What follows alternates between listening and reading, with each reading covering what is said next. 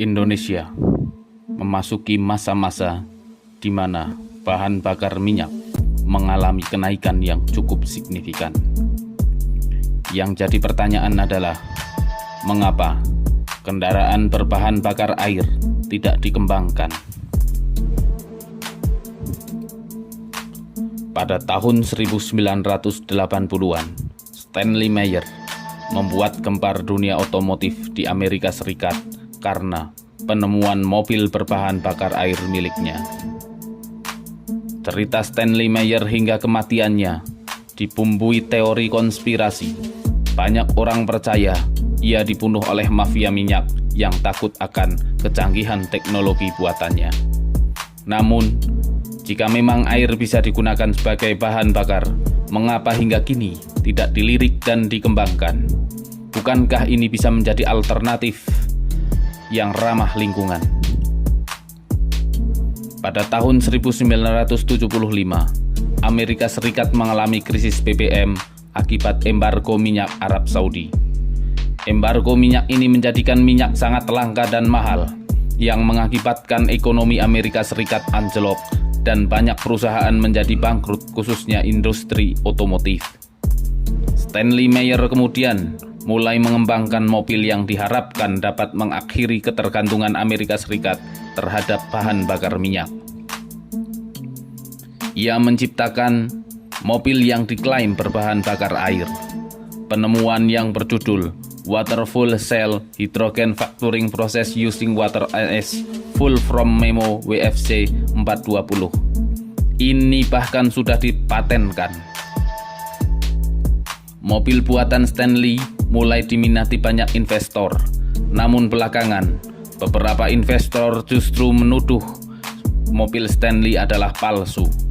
Ketika teknologinya hendak diuji oleh saksi ahli, Profesor Michael Lewontin dari University of London, Stanley menghindar dengan alasan yang dibuat-buat. Akhirnya, kesaksian 3 orang ahli di pengadilan menilai bahwa temuan Stanley sama sekali tidak revolusioner dan hanya menggunakan elektrolisis konvensional. Stanley juga dianggap telah melakukan pencucian uang milik para investor. Akhirnya, water fuel cell buatan Meyer yang sudah dipatenkan dinyatakan sebagai penipuan oleh pengadilan Ohio pada tahun 1996. Pada 20 Maret 1998, Stanley Meyer meninggal dunia secara tiba-tiba saat makan malam bersama saudara laki-lakinya, Stephen Meyer, dan 2 investor asal Belgia, Philip dan Mark van Krensines. Kematian Meyer ini dengan cepat diangkat media-media dan penggemar teori konspirasi yang menyatakan Meyer dibunuh atau diracun oleh kartel minyak, agen Pentagon atau elit global yang ditakut dirugikan karena teknologinya. Namun, berdasarkan hasil otopsi dan penyelidikan disimpulkan bahwa Meyer meninggal akibat cerebral aneurysma karena darah tinggi yang dideritanya sejak lama. Lantas, dari mana kabar bahwa Meyer diracun? Desas-desus ini berasal dari kesaksian saudara-saudara serta kawan-kawan dari Stanley Meyer, yaitu Stephen Meyer. Kesaksian ini diduga ia lakukan agar tetap mendapatkan dukungan keuangan atas proyeknya. Berita kematian Stanley diracun mafia minyak sudah menyebar dan terus diberitakan hingga saat ini. Seolah-olah mafia perusahaan minyak ketar-ketir dan takut rugi karena kehabisan investor. Bahkan mereka ketakutan akan kehebatan teknologi buatan Stanley Meyer. Padahal teknologi yang digunakan Stanley hanyalah konsep sederhana dari elektrolisis. Air bukan bahan bakar dan tidak bisa dijadikan bahan bakar. Air baru bisa menjadi bahan bakar ketika diubah menjadi hidrogen. Proses ini dinamakan dengan elektrolisis. Proses elektrolisis adalah proses di mana terjadi penguraian senyawa air dengan rumus kimia H2O menjadi oksigen atau O2 dan hidrogen gas atau H2 menggunakan energi listrik. Sayangnya, proses elektrolisis ini membutuhkan energi listrik yang besar. Energi listrik yang digunakan untuk memecah molekul air lebih besar daripada jumlah energi yang dihasilkan, menjadikannya tidak efisien sama sekali. Air sebagai energi pengganti BBM pun ternyata tak seramah lingkungan seperti yang diduga, karena proses elektrolisis tetap membutuhkan energi listrik yang menghasilkan emisi gas rumah kaca.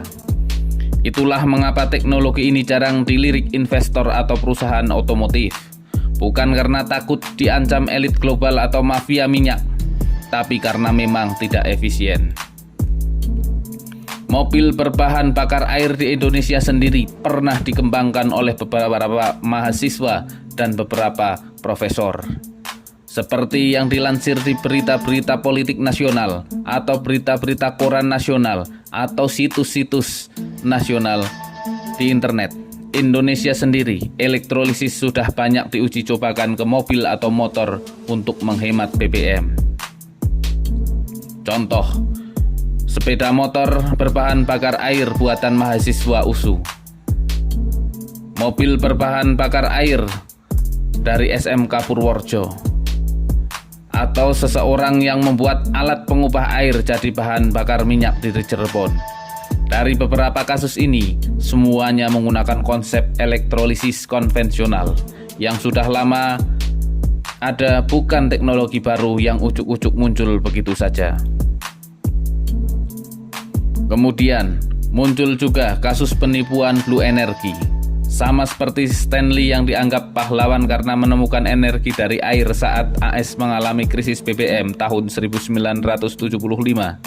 Di Indonesia, saat BBM naik di tahun 2008, muncul Joko Suprapto yang diklaim menemukan bahan bakar dari air yang dinamakan Blue Energy.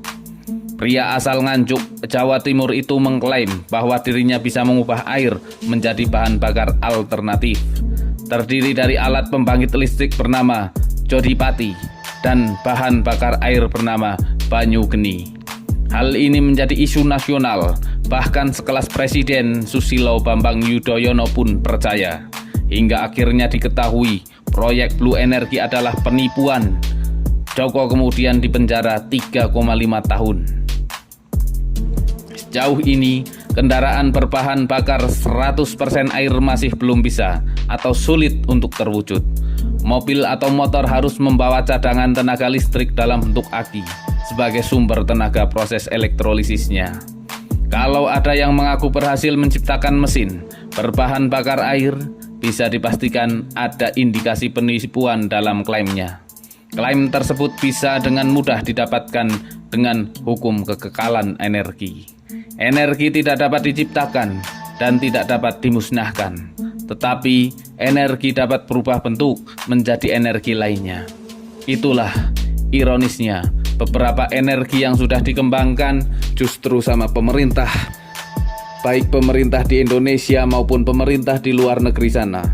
Kebanyakan mereka menghalang-halangi adanya perubahan energi yang diciptakan untuk menghemat bahan bakar minyak yang sekarang ini naik begitu fantastis, dan kenaikan harga BBM ini pastinya akan berujung pada naiknya bahan bakar pokok lainnya, atau menaiknya bahan bakar minyak ini akan menaikkan daya beli masyarakat yang justru akan menurun.